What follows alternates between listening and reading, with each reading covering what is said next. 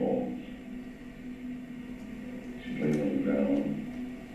I'm moving on the car, and he bent down and shoots her again. Pow! A chilling interview shared with jurors today in the trial of accused killer Brian Golsby, describing to police the murder of an Ohio State student, with Golsby claiming he was a witness and not the killer. Good evening and thanks for joining us at 6. I'm Mark Taylor. And I'm Ellie Merritt. Day 4 of testimony started with GPS evidence. Prosecutors say that the digital trail links the convicted felon to the kidnapping, rape, and murder of Reagan Tokes after leaving her job at a restaurant in the Short North last February. NBC4's Ted Hardy is live at the courthouse tonight with the latest from this high-profile trial. And Ellie, despite the rather poor quality of the police recording of the videotape, jurors could not help but be pretty fully absorbed by the interrogation of a murder suspect and the evolution of his story.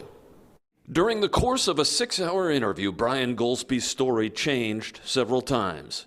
Confronted with surveillance photos from ATM machines and gas stations, he admitted to holding Reagan Tokes against her will and forcing her to withdraw money from an ATM. He initially told detectives he drove her to Scioto Grove Metro Park and forced her out of the car, naked.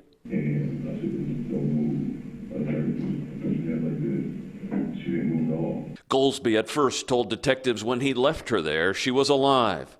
But in an attempt to get Golsby to provide more detail, detectives suggested to Golsby that he might have had an accomplice. And in time, he admits to having a gun, but tells a new version of the story as if he was a witness to the murder being committed by someone else he called TJ. She was, because of his son.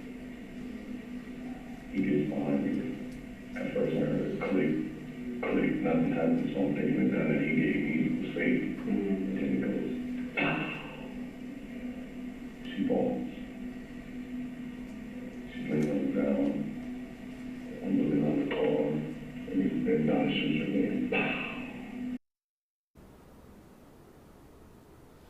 And Golsby provided a description of a TJ, but prosecutors and detectives say there is no TJ.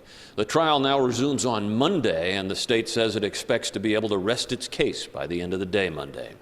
Local for you in Columbus, Ted Hart, NBC4. All right, Ted, thank you. Now, GPS data has been a big part of this trial and has also been the focus of legislation named in memory of the Ohio State student that aims to reform Ohio's criminal justice system.